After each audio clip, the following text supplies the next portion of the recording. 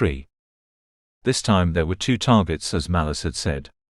The paper named them as Phelim and Alea, and gave a current address in an area Rodin was not familiar with.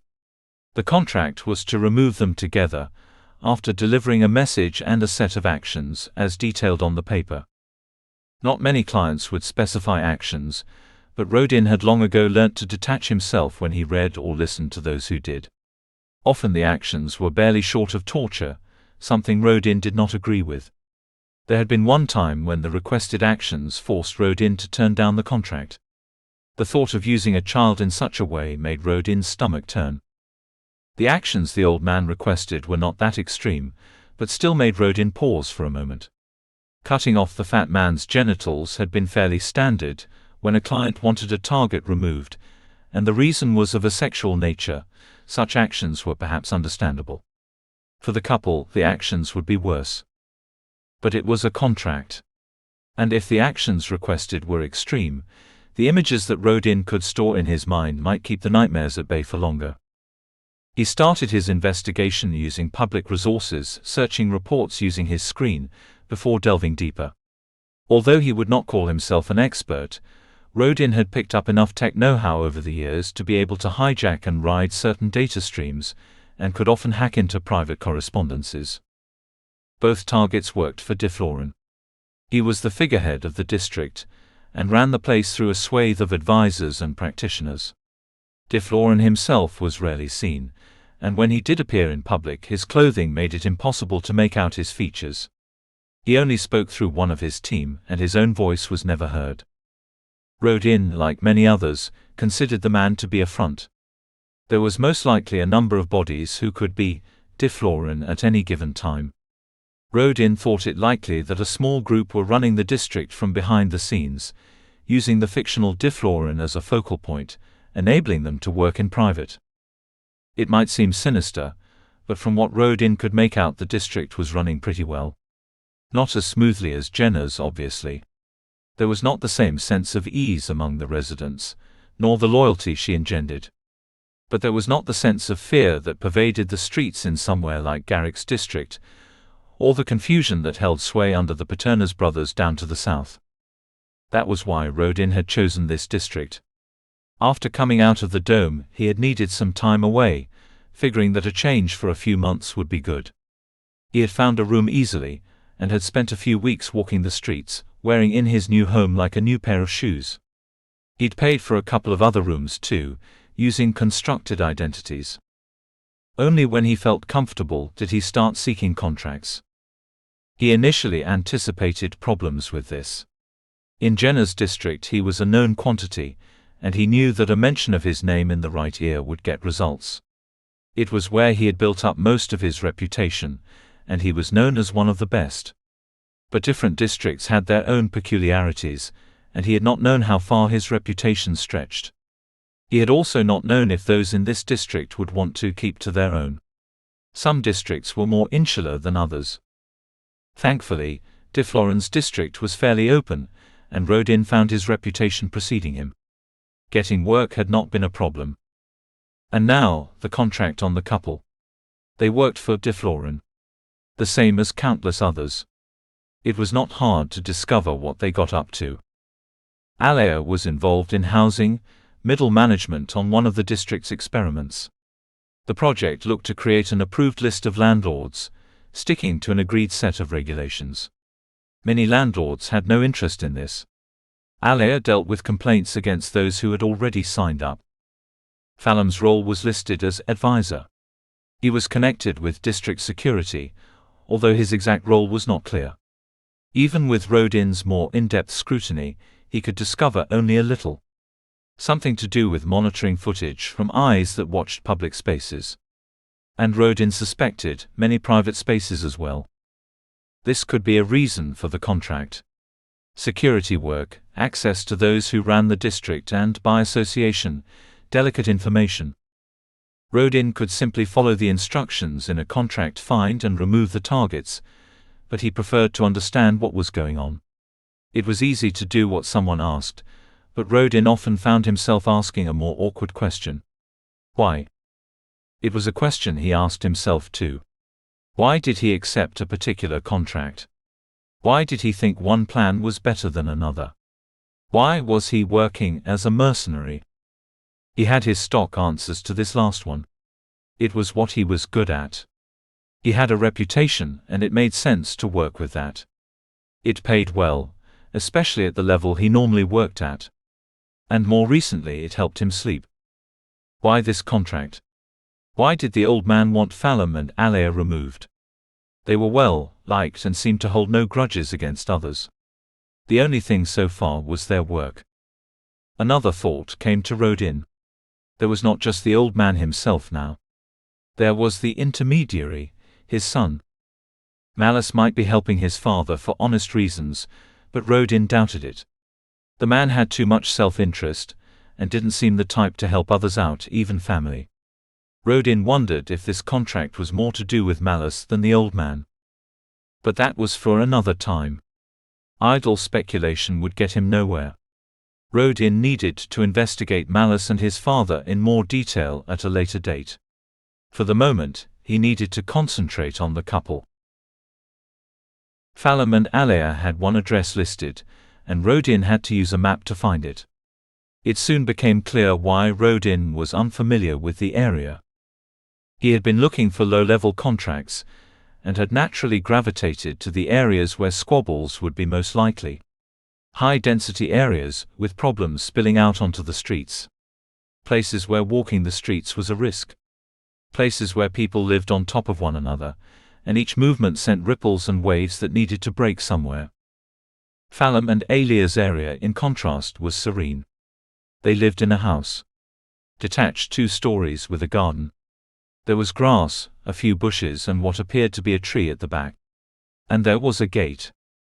The gate was 6 foot tall, the metal rungs spaced wide enough to pass an arm through. Overlooking it was an eye, and to one side was a screen clearly used to call for attention from inside the house. The front courtyard was paved, and even though some weeds were showing between slabs, it was well cared for. The house front consisted of a door and 1 large window, the glass tinted, making it impossible for Rodin to see inside. But he figured there was 1 large room, maybe 2. He had seen such houses before, and had been in a few.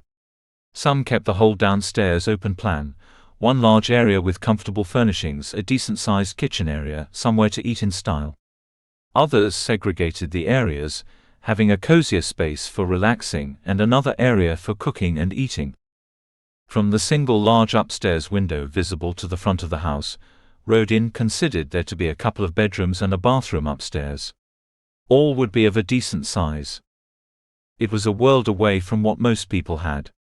If others were lucky to get more than 1 room, their bedroom would be only slightly larger than the bed itself.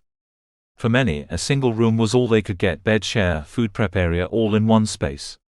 Probably a cupboard-sized shower room as well, although for many communal wash areas were the norm. Phelim and Alea were either fairly wealthy or their jobs came with certain perks. It added another factor: it was something else that could make them targets. They had what many envied. Not the old man, though. He seemed content where he was. He had the funds to buy a place like this if he wanted. Malice? Possible, but Rodin thought it unlikely. Save the speculation for later. Concentrate on the contract. It would not be easy to get to the couple. The eye on the gate led Rodin to believe there would be further security closer to the house itself. Even walking past, grabbing a quick look from the corner of his eye, would be enough to cause his image to be stored somewhere. His mere presence in this neighborhood was likely to be cause for concern. People who lived in such houses were naturally suspicious. It paid for them to be so. Only a fool would ignore a stranger on this street. Rodin needed to know what went on behind those large windows. He walked for a while longer, getting a feel for the surrounding area, before he came to the area at the back of the house. There was another row of properties behind, all joined. They would have back gardens, and one of these might give him access. But first he'd have to get through a house. Too risky.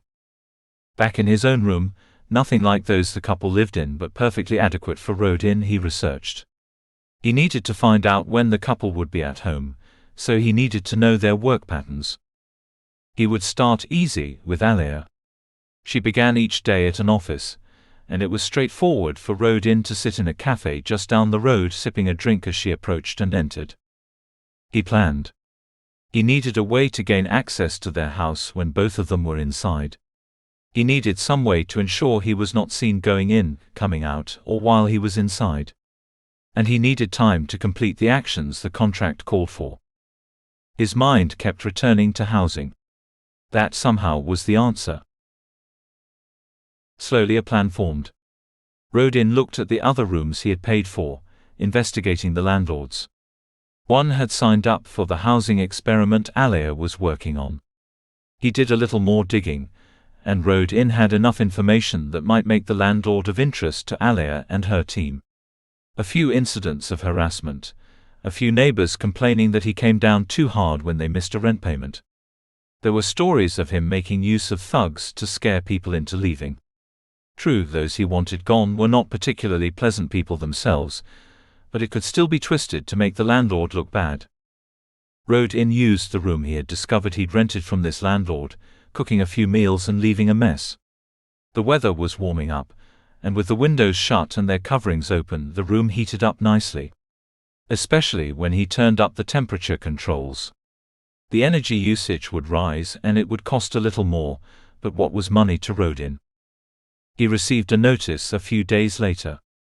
He hadn't used the room since leaving the food, and had undoubtedly missed the neighbors hammering on his door.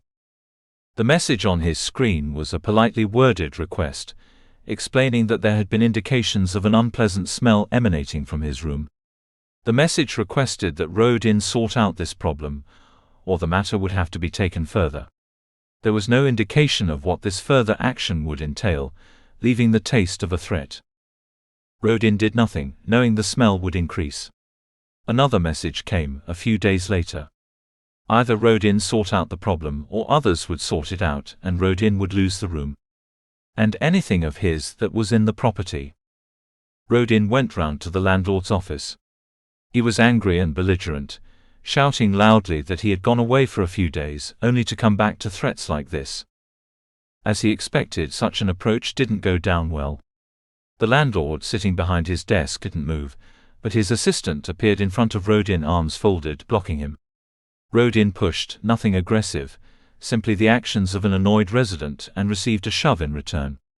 He made sure he stumbled, falling against the table. Hopefully, there would be a decent bruise in the morning. He was asked to leave, and Rodin threatened he'd take it further.